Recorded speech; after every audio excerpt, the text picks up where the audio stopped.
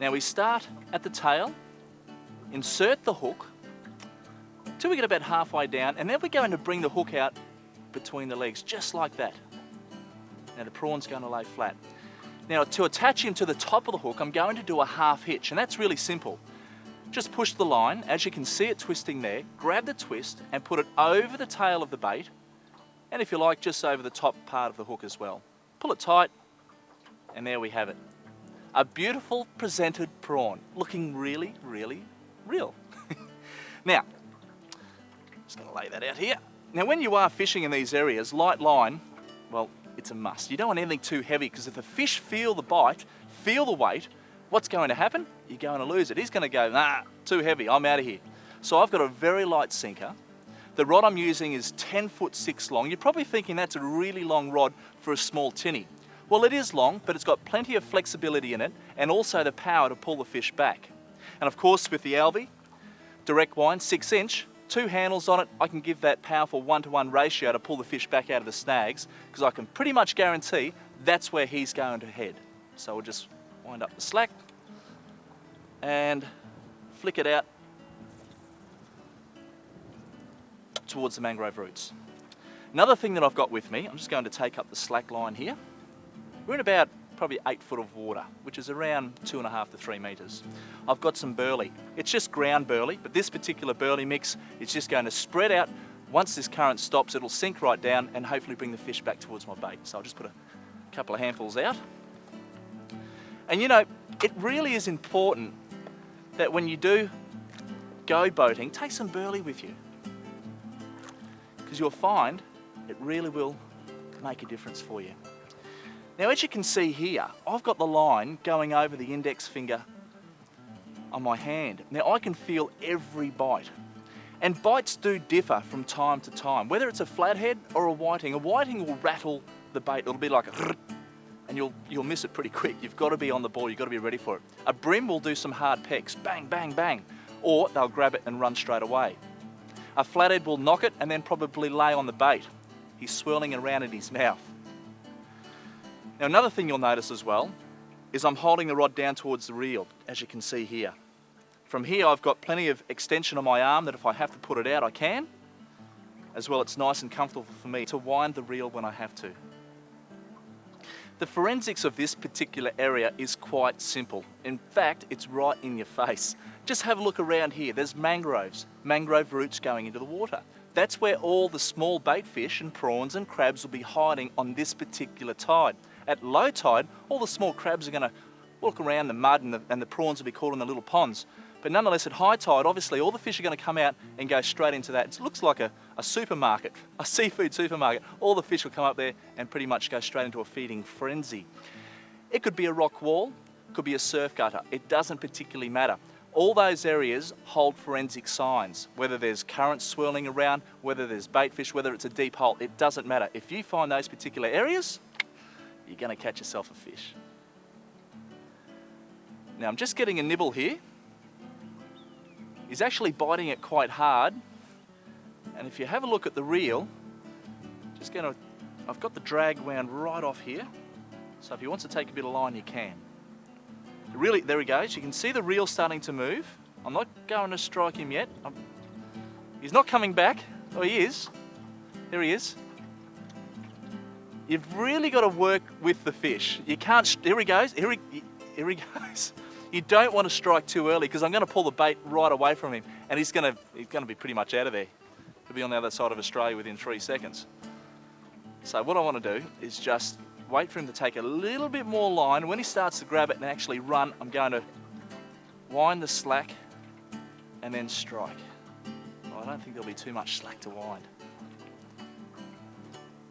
Now if I don't strike him in a second, I'll probably lose him, because I reckon he's nearly got all that prawn. Here we go. Not yet. One more, mate. Come on, the cameras are rolling. Here we go. We got him. We got him. 1-to-1 ratio. Because that rod's so long, he's going around the front of the boat. Because that rod is so long, what you'll find is that I have to really wind fast when I bring the rod back towards the fish. Because each stroke I'm pulling back is probably around 8 to 10 feet. It is a 10'6" rod, remember? Bring him up here. Flexibility of that rod is really bring that fish in. Here he is. Nice brim, nice brim. Come here, mate, I'll just do that drag up. Over here, buddy. Nice one. Here we go. Take the hook out of his mouth. A lovely brim. He's not a bad size actually. He's probably up around the, I don't know, 750, 800 gram mark. He really loved that prawn. And to be honest with you, I reckon that burley brought him right in. But you can see he's all alert. His fins are up and he's a nice fish. We'll let this one go. Just goes to show you, going out in the tinny can certainly take you to some amazing places. Like I said, just have plenty of fuel on board and always tell someone where you're going. All right, mate. The Alvey did it for you, buddy. For us, mate. See you, buddy. Beautiful.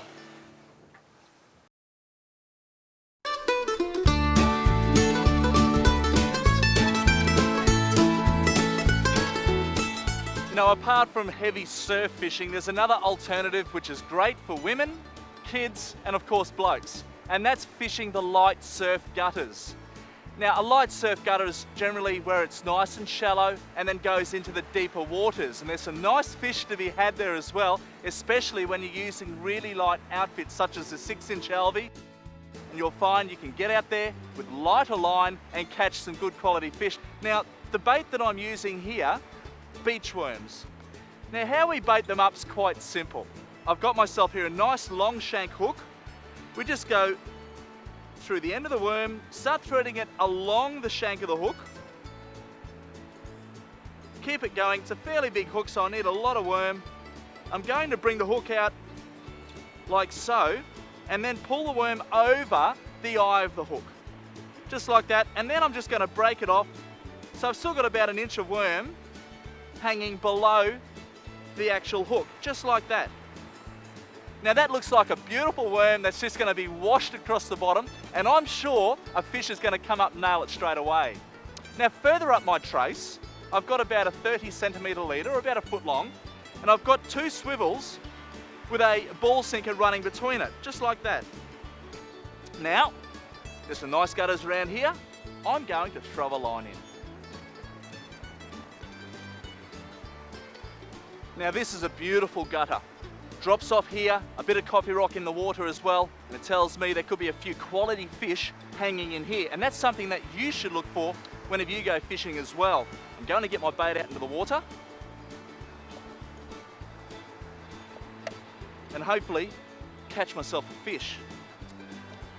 Now, one thing you will find when you are working these particular areas, being a little bit of sweep there, you might want to wander along with your bait. But it's not really moving too much at the moment, so I should be able to stay put and just watch my bait work around the drop-offs. Now, sometimes you don't have to cast too far. You'll find the fish sitting right on that back bank just as it drops off, waiting for any cockles or shrimps or prawns or even worms to be washed over. And if you can find that area, I'm sure you will find the fish. It's quite simple, and during a beautiful day, you don't mind being out in the sunshine. The clouds have just cleared. Well, I can tell you, they've only cleared for a little bit. There's more coming. All we do now is just wait. One thing I will show you while we're waiting here for a bite is the open runner, just up here. And the open runner, well, it gives me an easier way when that line goes in there to grab it with my index finger. And you will find also up here, the first runner, when you're using an Alvey, has to be situated further up the blank. If you're using a rod that has the runner down here, it's not going to cast too well because the line comes off on a spiral, remember, off the Alvey. So if your runner's further up the rod blank, it's going to go through it a lot easier. You'll obtain a good distance cast.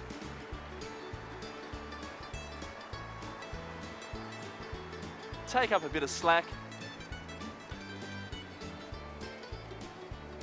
There's a bite.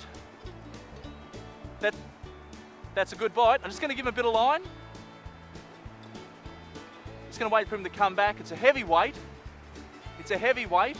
I'm taking up the slack by winding. We got it. We've got it. Here we go. It's got a fair bit of weight to it, so I'm not particularly sure what it is as yet, but the beauty of using beach worms for your bait, you never know what you're going to catch. You know, some of the biggest muller whale on the beaches are caught on beach worms. Anglers will go out there and they'll bunch them up on the hook, throw them out, and boom, they'll catch a 20 or 30 kilo dewey or muller weight. Now that's a big fish on a little beach worm. You'll also find a few other things as well out there. Dart, whiting, brim, flatties, they'll all take beach worms. They're a lovely bait to use. Okay, we've got him up towards the shallow bank here. Still a little bit out though. He's pulling a bit of drag here. A little bit coming off, a little bit of drag. He's coming in now. All I want to do here, it's a flathead. I can see the colour and the shape of him. Now I'm just going to use the wave here. I don't want to pull him up on the dry sand, even though there's a little bit of water on it. It could pull the hook. I don't know how well he is hooked though. So what I want to do, he's just lying at the back end of the gutter, is wait for a wave, bring him up, and then I should be able to grab him. Now, if you haven't caught a flathead before, it's important, here's a wave, it's important that you use a rag or some pliers to grab him with, but I've caught a few, so I'm going to pick him up. Here he is, here he is. Come here, mate. Here he is. Come here, mate. Oh, he's not ready to come in yet. Come on, buddy. How's that? Let me unhook you, mate. Let me unhook you. Oh. I'm not going to put my fingers in his mouth as yet, but there we have it. Oh, how can I grab you to show people? I don't want to turn him too much because he's going to spike me. There we go. A lovely flathead taken on a beach worm. Obviously, he's been sitting back behind the waves, waiting for any food to come in off the beach. And he's nailed it, and straight away, I've hooked him up. Good on you, mate. And you know, with my Alvey being in the water like that, it doesn't matter. It doesn't matter. There are so minimal moving components in the back of that reel. All I have to do is pick it up, give it a spin in the water, and she's ready to be used again. You can't do that with other reels. Here's a wave. We're going to let this beautiful fish go. In you go, sweetie. Beautiful fish.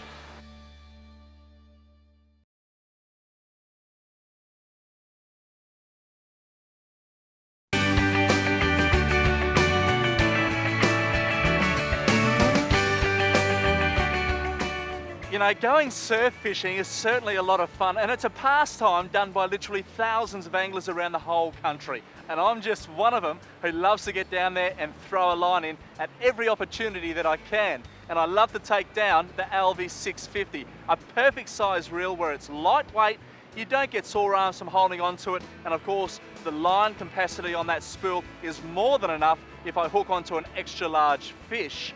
Now, I'm pretty much kitted up. I've got waders, I've got the rain jacket, I've got the glasses and the beanie. It's a bit cool, but I've also got down here the Alvey rod bucket that sits in it like so. And of course, that gives me a lot more pressure I can put on there without damaging or bruising my stomach. And around the side here, I've got the Alvey bait bucket. WA pillies, you just can't beat them when they're fresh. In between the two swivels, I have a sinker. Just there. Now that particular rig is perfect whenever you're fishing in strong currents. In fact, when you're using your Alvey, put on two swivels that eliminate any line twists that could occur. You see, there's a lot of big swells and sea out there, there's strong currents and sweep that runs along the beach, and having two swivels will just take out any line twists. And down here, a 30 cm trace of around 30-pound line going to a set of gang hooks, just like that. In that, I've got a series of 403 gang together. Now, when I bait up, I just lay the hooks along the pilchard like so, just like that. Now from here, in goes the last hook around his tail, next hook goes just above his belly, and the last hook should line up with his eye. Just like that. A beautiful presented bait, ready to go out to hopefully an awaiting fish. Come on, let's go.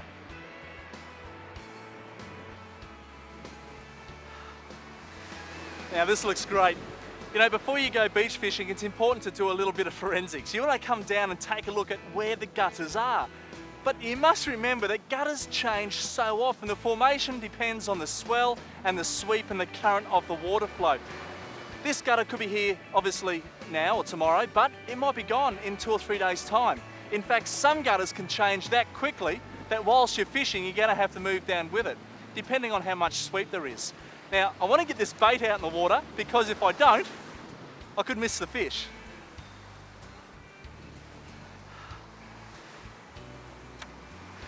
Perfect.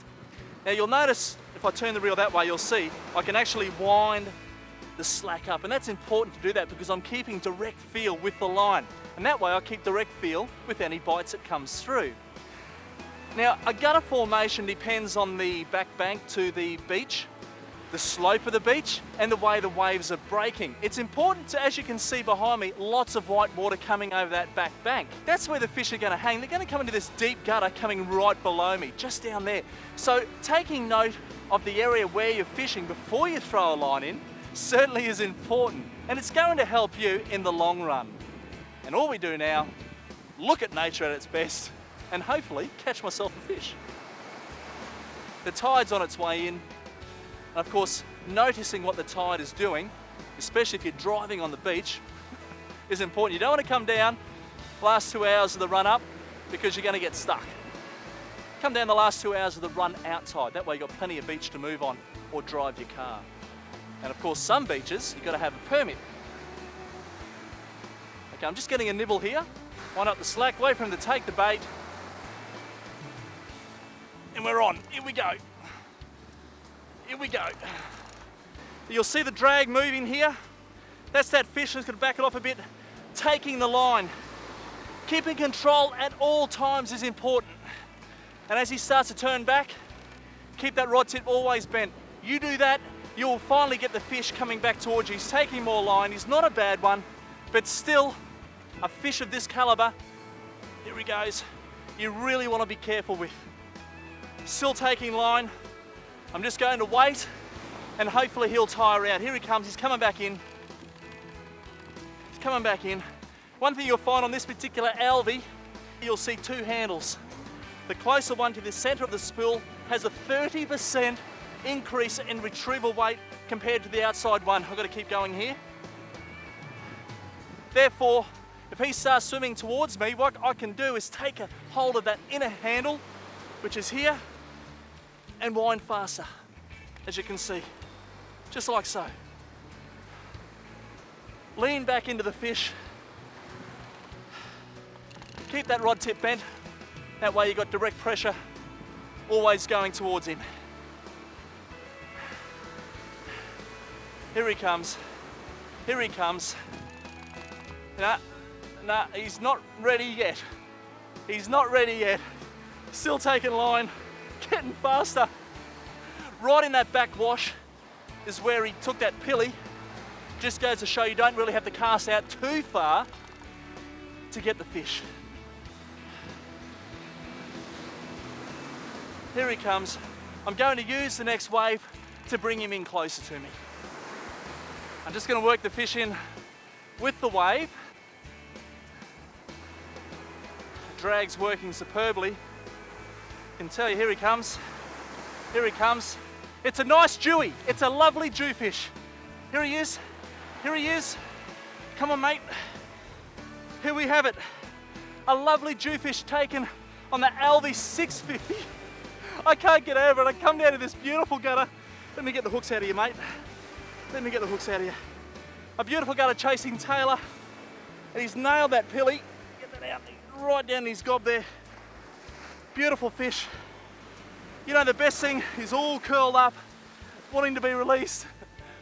But this particular fish being around, g'day mate, probably 3 or 4 kilograms, you just can't beat them. The best thing about this fish being of that size is to let them go, because in a few years' time, I want to catch him when he's 30 or 40 kilos. Oh, you're a wonderful fish.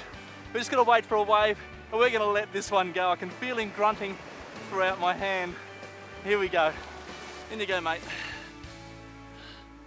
Fantastic, fantastic.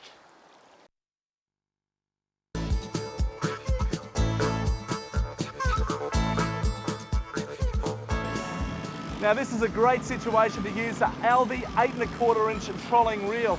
It's good for yachties when they're cruising up the coastline and we've got a hookup. A lovely fish taken on 50-pound line.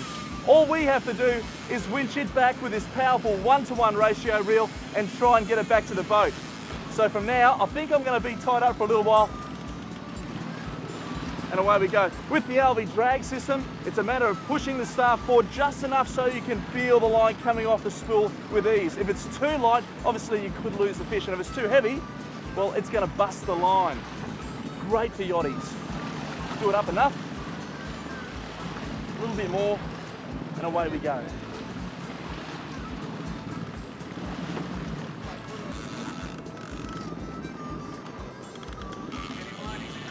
All we do here is wind flat out. We've got the boat going in reverse, and that Alvey 8 1/4 inch certainly is putting my arms to the test, as well as this line. 50-pound breaking strain, the birds are working out the back.